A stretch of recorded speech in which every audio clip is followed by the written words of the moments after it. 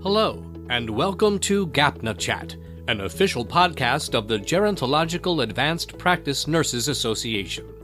GAPNA Chat provides interviews and discussions with GAPNA leaders and members of the gerontological healthcare community, and will focus on advocacy, policy, education, professional development, research, and clinical care for older adults. In this episode, Dr. Cassandra Vonnes, a gerontological nurse practitioner and member of the GAPNA Communication Team, talks with Dr. Aparna Gupta, a nationally recognized leader in gerontological nursing and a member of the Gerontological Advanced Practice Nurses Association. Dr. Gupta discusses her inspiration to become a gerontological nurse, the importance of nurse self-care, the connection between caregiver burnout and patient experience, and how nurses can use informal conversations with their patients to strengthen the human connection between them, resulting in optimal patient care.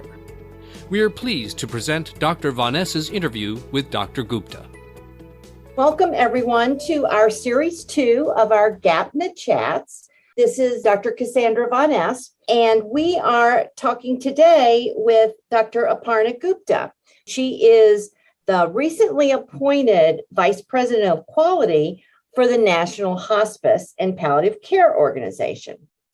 Dr. Gupta is a board-certified nurse practitioner with more than 20 years of healthcare leadership, spanning quality improvement, healthcare operations, executive leadership, acute care, aging, and complex disease management and clinical services. She has been involved with implementation of the Centers for Medicare and Medicaid Services programs. Welcome, Dr. Gupta, and thank you for joining us today. Very impressive lifelong contributions, although you are very young, to healthcare leadership and quality. So my first question for you is, what conversation would you have with a 20-year-old Aparna to prepare her for her nursing journey? Well, first of all, let me thank you for being here today. I am very honored, and my journey with GAPNA has been amazing. So I am so fortunate, to be a part of the Liberty chapter and overall be a part of GAPNA. What amazing work we do here together, don't we? So here today, we're talking about what today's Aparna will say to her 20-year-old Aparna's journey. I've got three things in my mind. So three big things, I think, and that's what I talk about a lot today. That's what we talk about in our podcast when we do for the Liberty chapter. And really, those are the things that I say to my kids, and I would say to my younger self. First of all, find joy. Find joy in everything that you do. Nursing is not a journey. We say that being a nurse is a calling, and that's true. And we say that from a philosophical, mission-driven perspective, right? But really, truly, the work that we do, we give of ourselves physically, emotionally, spiritually, often at times, because we're there all the time. We don't shut down, even though we have our 12-hour shifts, we really don't shut down. So it's really important for us to not just survive, but to thrive as well. Find joy in everything you do. You're a nurse, but you're not just a nurse. You're so many other things. You are a person. You are a sister, a daughter, a wife, a friend. You're so many other things, or a spouse, husband. So you're a partner, so many other things, a friend. Make sure that you're honoring every single part of yourself, and make sure that you're living what you do, how you feel, 100%. Bring your authentic self to wherever you go. There was a time when we talked about work-life balance, right? I remember as a bedside nurse, we used to have these huddles, and rightly so, our managers and our educators would say, hey, we know there's a lot going on in our lives, but we want to make sure we're giving the best customer experience to our patients. So when we enter the doors, we got to leave all of that behind, and we want to be the nurse who can give the best experience. And I agree with that, but I think we can give an even more authentic experience with a human connection when we bring our full selves to the work that we do. Take care of yourself, show up for yourself first, so you can show up for others. That is so important and excellent advice during these times. Very, very correct. It's so important to take care of yourself. Let's talk a little bit about what you've been doing recently. So we realize that over the past 5 years, the number of adults in the United States caring for a family member or a friend who is 50 or over has increased more than 40 million individuals that are caregivers. You've been faculty for ELNEC, the End of Life Nursing Education Consortium, and now you're a VP for Quality for National Hospice and Palliative Care. How have those particular experiences shaped your focus on caregiving? Yeah, Sandy, I think that's a great question. And there's a great discussion to be had too. As a nurse, I always saw my role as a professional as I'm delivering nursing tasks. I'm following, my care plan. But really today where nursing stands, and not just for nursing, every profession really stands, is to understand the full 360 of finance, education, leadership. As a nurse, how are you contributing to each of those? So the ELNEC program is a great program. It's stratified for different roles. My role was the APRN in the adult care role. And so really having palliative care NPs understand, in addition to assessment and symptom management, what other things do they need to make sure they understand? How they understand reimbursement, budgeting, how does it all fit in together so we can bring the best care possible to our patients and families and translate for them. And similarly, bringing to my role here within HPCO, we're providing those comprehensive resources to our providers, the full interdisciplinary team. And then we're also, through our community resources, our caring info programs, we're also providing the same resources to our patients and families. Really, it's all about connecting the dots, making sure that we're talking about care in terms of physiological care, but also the rest of the things that are also important to fit in. And we often have a very holistic focus. It's never just about the patient alone. It's about that circle of care. So you're a board member at Liberty Chapter of GAPNA, that you said, and you've been hosting your own podcast, Conversations in Caring, that launched in January of 2022. What have you learned particularly from your guests over the last few podcasts that you've done?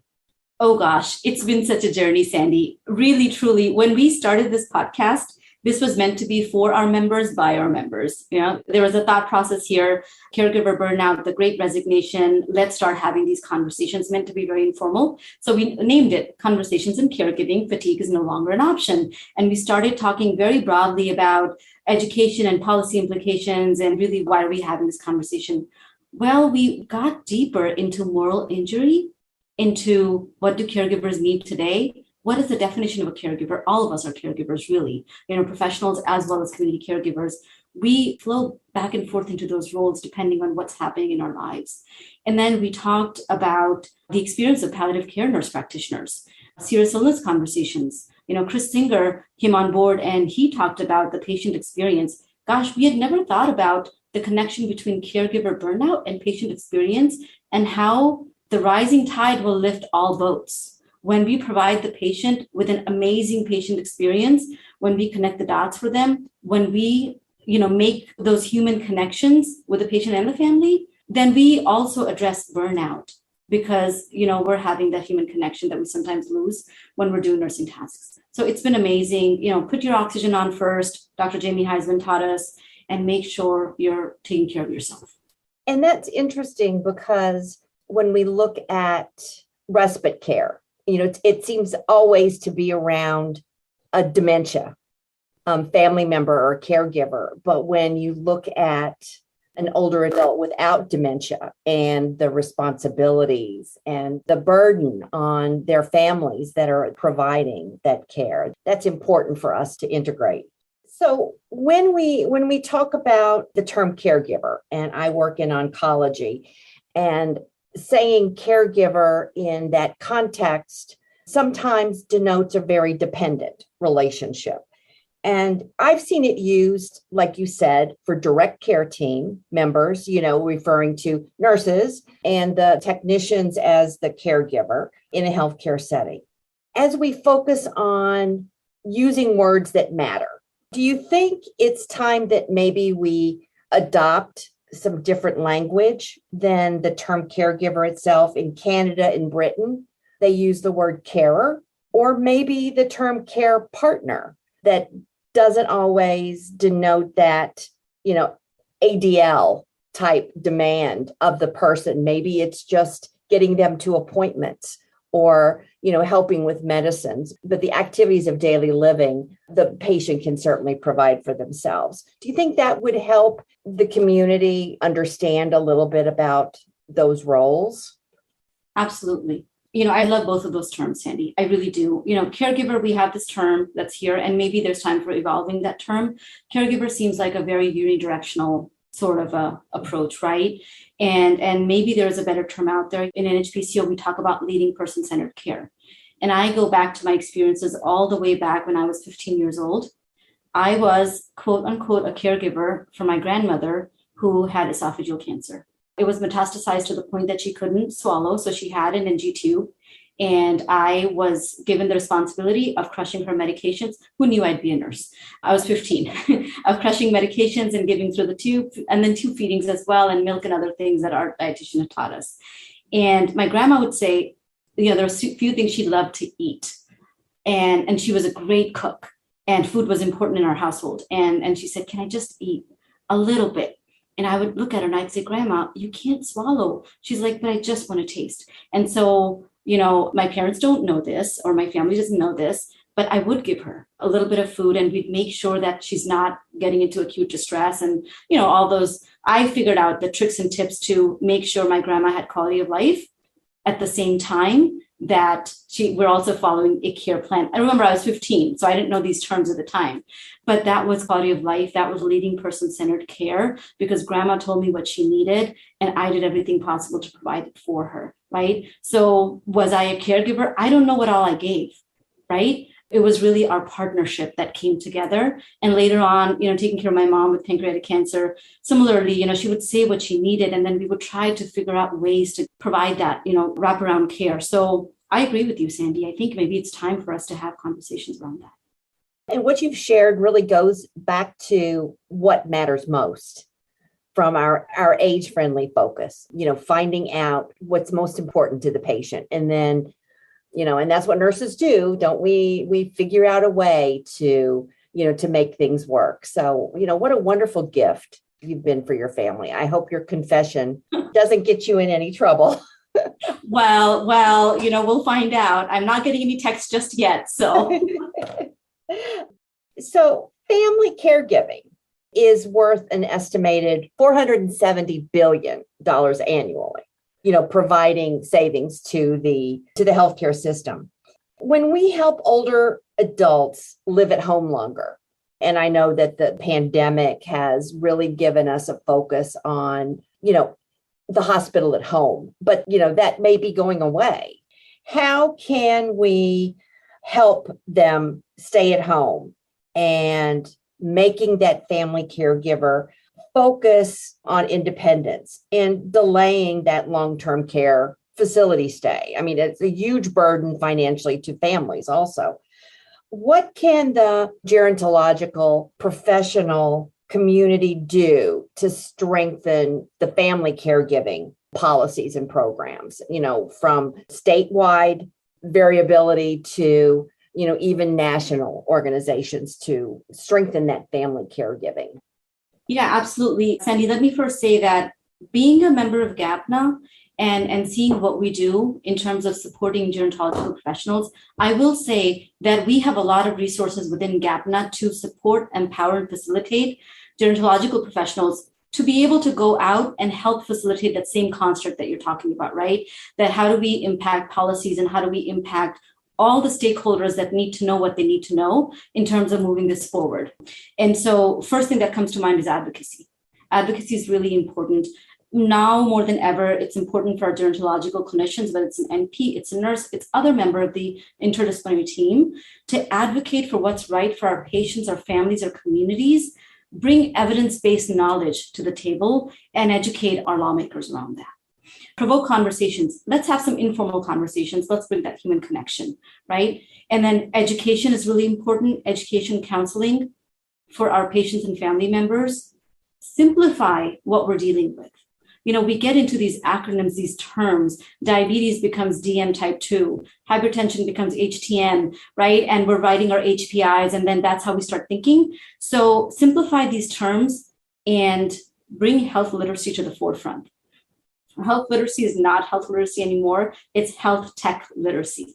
So simplify for patients, families, and communities, empower them to be their own advocates, and then let's go ahead and simplify for our lawmakers. A lot of times we don't evaluate the health literacy. We just jump in and start teaching and talking to caregivers, and they need a lot more than that.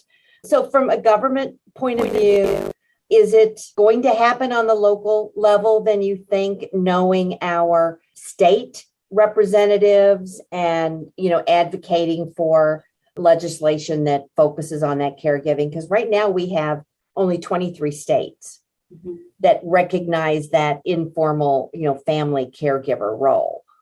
It needs to happen more broadly. You're absolutely right. It's not where it needs to be, but it needs to happen more broadly. As gerontological professionals, we are in a unique position where we're in connection with every part of community, right? We're touching patients, families, and caregivers. We are caregivers ourselves in some situations.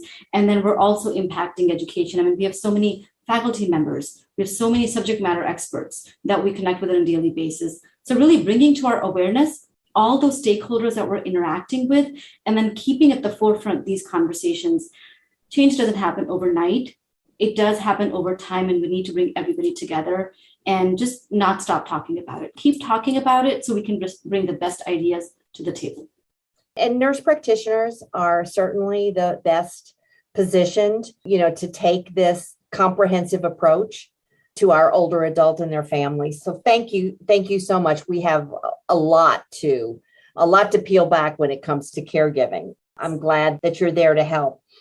It's been wonderful talking to you about this. I am a quality person myself, and I am always trying to improve the process. I'd love for you to come back and talk to us about quality.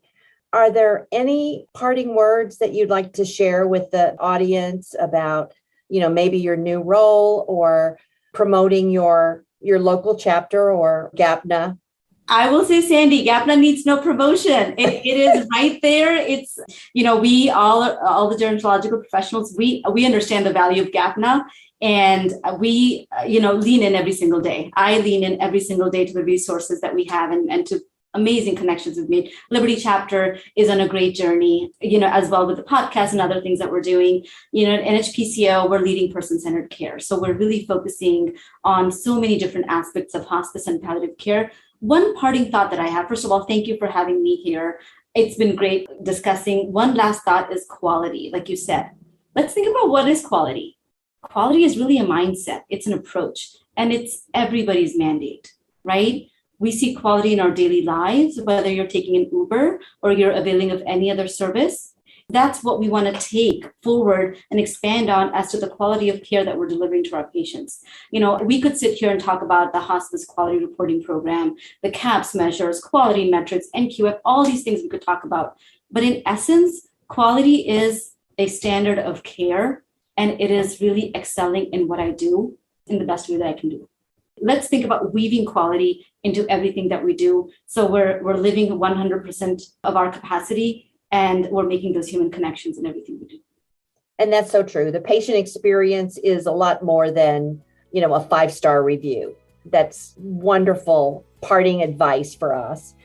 This is Cassandra Vonnes for GAPNA Chat, thanking all of you for being a part of the conversation today with Dr. Aparna Gupta. Until next time, be kind to yourself and one another. Thank you. Thank you, Sandy.